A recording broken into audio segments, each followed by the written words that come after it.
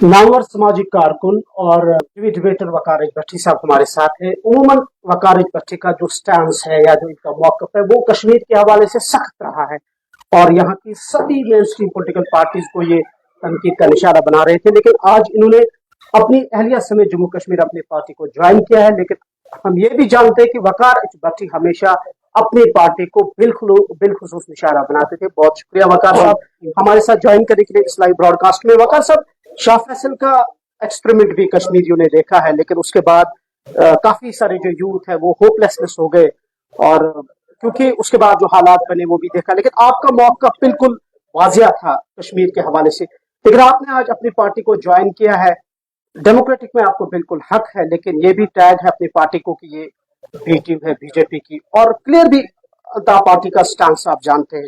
थोड़ा सा आपका रिएक्शन जानना चाहिए। पहली बात, बी टीम, सी टीम, ए टीम ये कहा जाता ना, तो देखिए जब उमर अब्दुल्ला की हम बात करते हैं तो वही उमर अब्दुल्ला कहता है कि जो वाजपेयी की बीजेपी है वो अच्छी थी, वो गुड थी, और जो मोदी की बीजेपी है वो बैड है। देखिए भाजपा का बीजेपी की विचारधारा सेम है 1947 से, वो एक ही सोच है ना, उसकी सोच में तो कोई तब्दीली नहीं आई। तो मतलब मिस्टर उमर अब्दुल्ला को बीजेपी की, संघ की, आरएसएस की विचारधारा से प्रॉब्लम नहीं है, उनको पर्सनैलिटी से प्रॉब्लम है ना। इसलिए वो वाजपेयी के साथ तो गए लेकिन मोदी जी के साथ वो नहीं जाना चाहते क्योंकि उनको पर्सनैलिटी से प्रॉब्लम है ना। तो मतलब बीजेपी को नेशनल कॉन्फ्रेंस पसंद करती है। मिनिस्टर बने उमर अब्दुल्ला, ठीक। पीडीपी ने सरकार नहीं बनाई सरकार बीजेपी के साथ, वही अल्ताफ बहारी के साथ। आज के टाइम में आप मीडिया से हो, आप नजरें रखते हो पूरी दुनिया पे, पूरे लोगों पे, खासकर कश्मीरियों पे। मुझे एक खुदा रहा एक कश्मीरी मुझे बता दे, आप बता दो कि बिना सेंटर के क्या हमारे कश्मीरी के कैदियों को छोड़ सकता है? सेंटर के टीना यूटी में है ना हम लोग, यूटी के अंदर होम मिनिस्टर रूल करता है स्टेट को। एलजी साहब कहां रूल करते हैं जनाब? होम मिनिस्टर को। अगर मैं कैदियों के लिए 4 साल से जूते उतार के चल रहा हूं तो मेरे कैदियों को छोड़ेगा कौन, छड़ाएगा कौन? आपको लगता है कि ये लोग छड़ा सकते हैं जो खुद को नहीं बचा सकते आज के टाइम? तो मुझे मेरे मौकफ क्या है? मेरा मौकफ है कश्मीर में अमन हो, कश्मीर में पीस हो, और एक कश्मीर 1947 से पहला कश्मीर जिसको टुकड़ों में बांट दिया तो उसका सपना मैं देखता हूँ और आज भी मैं वही बात करता हूँ।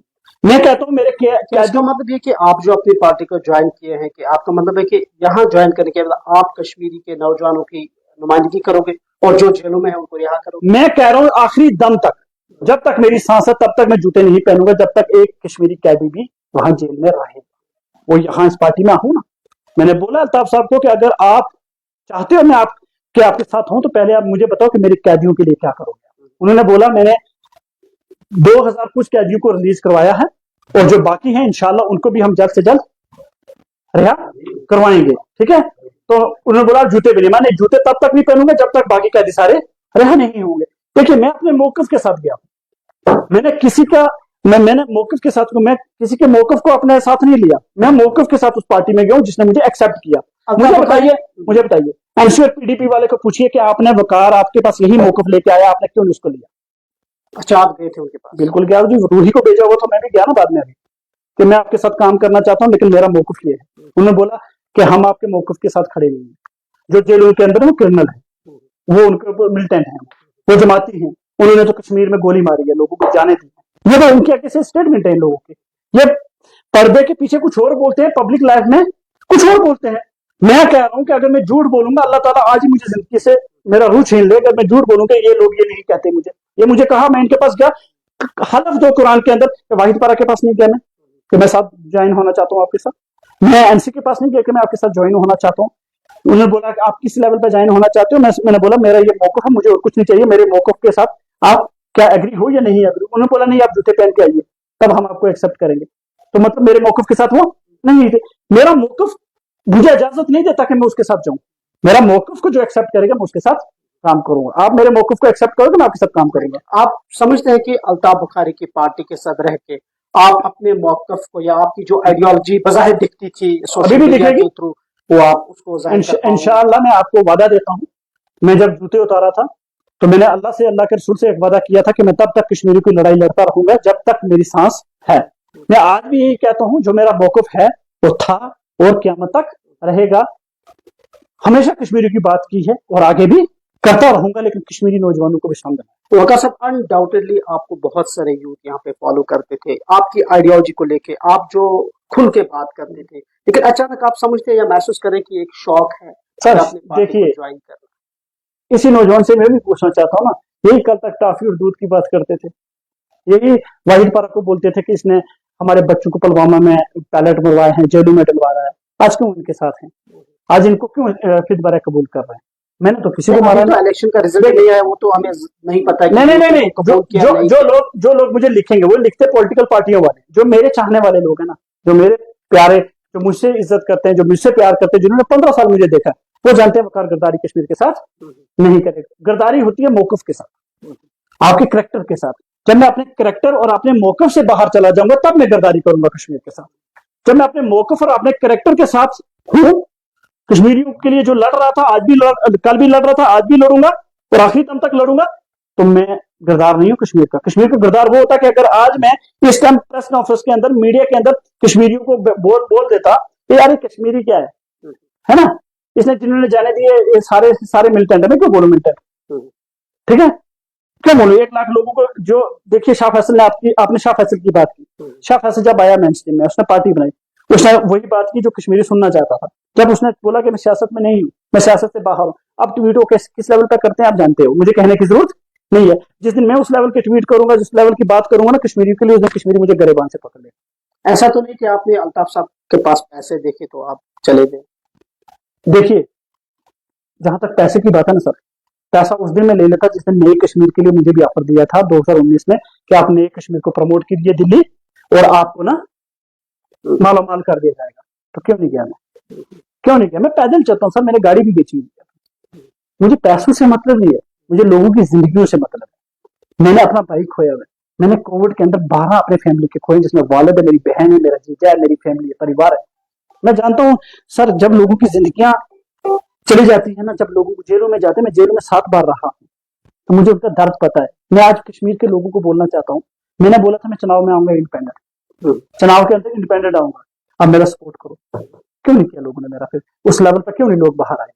क्यों नहीं आए? क्या वकार भट्टी ने 7 जेलें देखी हैं? अगर यहाँ वाइल पारा कहता कि मैं जेल में रहा, मुझे वोट दीजिए, मैं जतीम हूँ, तो जतीम में भी था तो मैं तो 7 बार जेल रहा। मैंने तो कश्मीरियों को कभी कश्मीरियों को गोली नहीं मारी थी, मैंने तो पैलेट नहीं मारा। तो लीडर किसको एमपी के लिए क्या कश्मीरी मुझे एक्सेप्ट नहीं कर सकते थे? उल्टा मुझे धमकी दी गई। एक आखिरी सवाल वकार साहब, यहाँ असेंबली इलेक्शंस भी देखे हमने, पार्लियामेंट इलेक्शंस भी देखे, फिर 2019 के बाद डीडीसी बीडीसी इलेक्शंस भी देखे, इससे पहले पंचायत के इलेक्शंस भी देखे, कॉर्पोरेशन के इलेक्शंस भी देखे, यूएलबी के। हर इलेक्शन में मुख्तलिफ सियासी जमातों का मुख्तलिफ मैनिफेस्टो रहा। हर सियासी जमात ने यही बात की जो आप कह रहे हैं कि नहीं, हम कश्मीरियों की तर्जुमानी करेंगे, दिल्ली में जाएंगे, बात करेंगे। लेकिन सामने हालात है कि क्या इंतखाबात के बाद हालात ठीक हुए? क्या कश्मीरियों का दर्द सही तरीके से उसका मरहम हुआ? हालात वही है, लोग मरे, जेलों में गए, नौजवान जेलों में, और कुछ नहीं। तो आज आप कैसे ये कह सकते हैं कि नहीं जी, अपनी पार्टी को ज्वाइन करने के बाद हम कश्मीरियों पे मरहम लगाए? मरहम तो बोला ही नहीं मैंने कब बोला मरहम? मरहम तो वो बात कर रहे हैं जो वोट मांग रहे हैं। मैंने कब बोला मरहम लगाऊंगा? मैं लड़ना चाहता हूँ कश्मीर कौम के लिए, मैं लड़ना चाहता हूँ। जो हम लोग इस मुश्किल हालात में हैं, मैं चाहता हूँ मैं कुछ कर पाऊँ। मैं अकेले कुछ नहीं कर पा रहा, 15 साल से हार गया हूँ। अच्छा, आपका मतलब है कि एक सियासी जमात मैं सियासी के साथ रहकर डेमोक्रेटिकली आप अब लड़ना चाहता हूँ। भाई मैं आपको सच बोलूँ, दिल से बोल रहा हूँ, मैं हार चुका हूँ। फिर तो अपनी पार्टी एक अपनी बनाई थी, सर देखो, अपनी पार्टी बनाई, दूसरे दिन पुलिस ने उठा लिया। अच्छा, तो क्या करूंगा उस पार्टी को बनाकर, जहां दूसरे दिन चेयरमैन को उठा लिया और जो बाकी बेचारे लोग थे वो डर के मेरे कमरे से बाहर ही नहीं निकले। तो क्या करें? यहाँ तो आम मौकफ है कि आपको भी सेंटर की डायरेक्शंस पे ही काम करना है। देखिए कैसे आवाज आगे जा सकती है। देखिए, जब भी आप मेन स्ट्रीम पे आते हो, जब भी आप पॉलिटिकल लाइन में आते हो ना, तो जो भी जम्मू कश्मीर में नेशनल कॉन्फ्रेंस से लेके अपनी पार्टी और अपनी पार्टी से जो भी जमातें हैं, सारी सेंटर के साथ ही काम करती है। आपको भी करना पड़ेगा। देखिए, सेंटर से ही मैं काम लूंगा ना, अपने बच्चों को जेलों से छुड़ाना, सेंटर से छुड़ाना ना। ठीक है, मुझे बातचीत का टेबल खोल के रखना भाई। बातचीत के दरवाजे बंद करके हमने 1 लाख लोग खो दिए, अब आगे नहीं। हम बातचीत से हर मसले का हल देखना चाहते हैं। हम बातचीत से हर मसले का हल अगर हम ढूंढेंगे तो हमें उसमें शायद कुछ अब मिलेगा। हमने अभी तक सब कुछ खो दिया सर, हमारे पास कुछ नहीं बचा हुआ। हमारे पास पानी चली गई, हमारे पास 370 चला गया, हमें हमारे बच्चों को PSA लगा, 1 लाख कब्रिस्तान में मिला क्या? कुछ बता दो ना मुझे, मिला है कश्मीरियों को? आगे कोई उम्मीद नजर आ रही है ये मसाइल हल? देखो हम कोशिश तो कर सकते हैं, मैं किसी को नहीं बोल सकता। सबने कहा कोशिश करेंगे, लेकिन 47 से आज तक देखो 15 साल से कोशिश में अपने इंडिपेंडेंट कर रहा था, कर रहा हूँ, लेकिन अब हार गया। मैं 15 साल अकेला हूँ, पीछे कोई नहीं चल पाना। अच्छा, आपने सोचा कि अब हम हार गए हैं ऐसी? मैं एक्टिविज्म में हार गया, मैं ट्रू बोल रहा हूँ, मैं इधर उधर नहीं बोल रहा हूँ, मैं हार गया था बिल्कुल। यहाँ तक हार गया था कि पिछले 1 साल से मैं मीडिया पे नहीं आ रहा हूँ, आप जानते होंगे मुझे, डिबेट पे नहीं आ रहा हूँ। मुझे नहीं पता कि दरवाजा खुलेगा कौन आ जाएगा बाहर, ये पुलिस उठा लेगी। मैं तो बोल रहा हूँ सर, मुझे बहुत तंग किया गया 5-7 सालों के अंदर। मतलब मेरी फैमिली के 10 लोग मारे गए, उनका मर्डर हुआ, सॉरी कोविड में इंतकाल हुआ। उसके बाद इंतकाल के बाद भी मैंने जब कोविड के अस्पतालों के खिलाफ बोला, तब भी मुझे पुलिस ने FIR करके अंदर डाला, जिसके घर के 10 लोग मरे हुए। मैं जब हक की बात करता हूँ पुलिस घसीट के ले जाती है, मुझे पूछेंगे एक दिन तक कि तुझे लेके क्यों जा रहे हैं हम लोग। मुझे जम्मू छोड़ना पड़ा, जब होता था उठा लेते।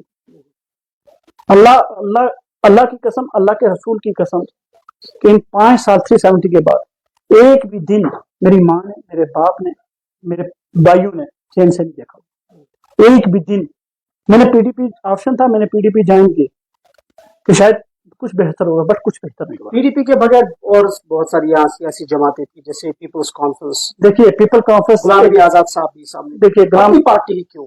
गुलाम नबी आजाद साहब वो PC हो, जहां तक PC की बात हो, नॉर्थ कश्मीर तक की मुद्दे है, मतलब साउथ उस एरिया से वो नहीं है, ठीक है। दूसरी बात देखिए, अल्ताफ हरी के साथ जुड़ने का मसला ये था कि जब मैं इनसे मिला तो मुझे 1.5 घंटा 2 घंटे मिलकर इनसे एक अच्छा लगा कि अगर ये बंदे को 1.5 घंटा दे सकते हैं, बात सुन सकते हैं, बात का जवाब दे सकते हैं, तो मैं अपनी बात इनके साथ दिल खोल के कर सकता हूँ। बस उतना ही है मेरा। ठीक है, मेरी को सुन रहा है, जात से मैं जात से मुतासिब हुआ हूँ, और खुदा की कसम है कि जितने भी सियासी लोगों के पास गया हूँ ना, मैं आपको लास्ट में बोल देता हूँ, जितने भी सियासी लोगों के पास गया ना सर, मेरे लोगों ने फोन नहीं उठाए मेरे मुश्किल हालात में। मेरे मुश्किल हालात में मेरे फोन नहीं उठाए, यहाँ तक कि मेरे साथियों ने भी मुझे छोड़ दिया था। चलो मैं नहीं बोलूंगा किसी को इस टाइम के क्या, लेकिन मैं जिस दिन दिल की बात बताऊंगा ना, मेरे पास सारे सबूत हैं। मेरी वाइफ के लिए ये बोला गया पिछले दिनों के अंदर कि अगर वो तू चुनाव में आएगा या तू कुछ ऐसा करेगा, इसी का कोई बंदा था, ऑडियो रिकॉर्डिंग है कि तेरी वाइफ को अनंतनाग के अंदर घसीट के मारेंगे। क्या कसूर था उसका? तब मैंने PDP को कहा, इसलिए को PDP में है। और जब मैंने PDP को कहा कि मेरी वाइफ के लिए ये वर्ड कहा जाता है, प्लीज आप एक्शन लो, कोई एक्शन नहीं लिया गया। कोई विजन या मिशन दिया आपने अपने अल्ताफ बुखारी? बस एक ही विजन है, मेरे लोगों को जेलों से बाहर कराओ और मेरे जर्नलिस्ट, मेरे लोगों को फ्रीडम दो कि वो अपनी बात रख सकें, वो आवाज उठा सकें अच्छे तरीके से, जैसे दिल्ली में बाहर की रियासतों में होता है। बस इतना ही। बहुत बहुत शुक्रिया वक्त देने के लिए।